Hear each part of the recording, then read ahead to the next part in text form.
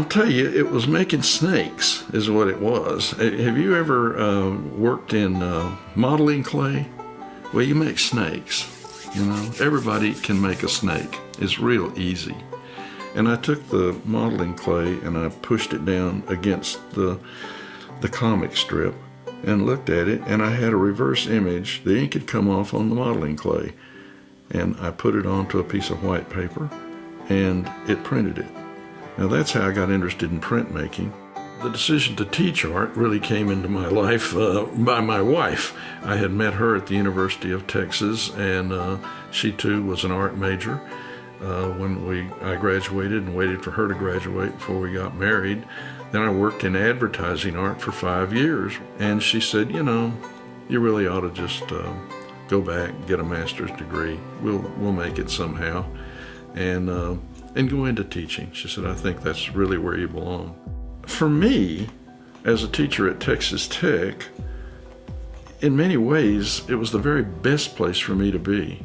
I was able to write the program for printmaking. And if you're going to be a teacher, I think you share everything you know and you lay it all out on the table. And even what you're trying, you know, because sometimes students do it better. You know, sometimes you think you're doing something a little different and you start talking about it with your students, and the next thing you know, they're trying it too and doing it better than you are. The shortcomings of the inks that we were using at that time were that they were all solvent-based, and so my students, I made them wear face masks and gloves and protect themselves, and as I said, we had a ventilation system that would suck a frail freshman right up to the ceiling, and it was hard to work in that gale of air. There were some good inks around, but I felt like I could come up with something better.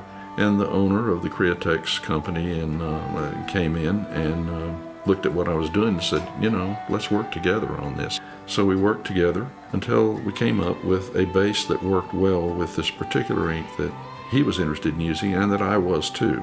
He called it Lyntex, Lyntex. It's named after me.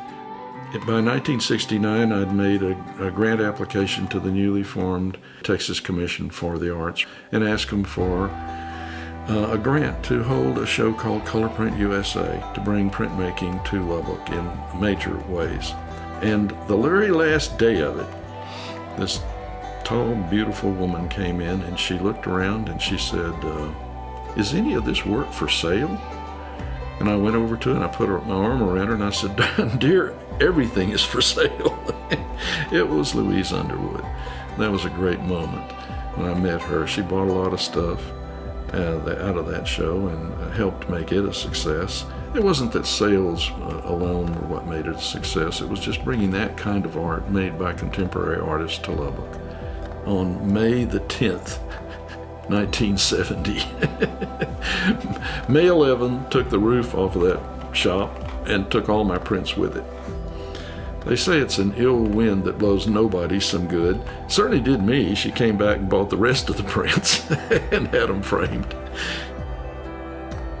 Somebody did say something about this award, you know, and I watched the Underwood Center keep growing and growing, and with Charles Adams Gallery on one side and all the studios for the professionals on the other side. You know, it's become more and more a focus of art in Lubbock, and the First Friday Art Trail, the hundreds of people who show up there.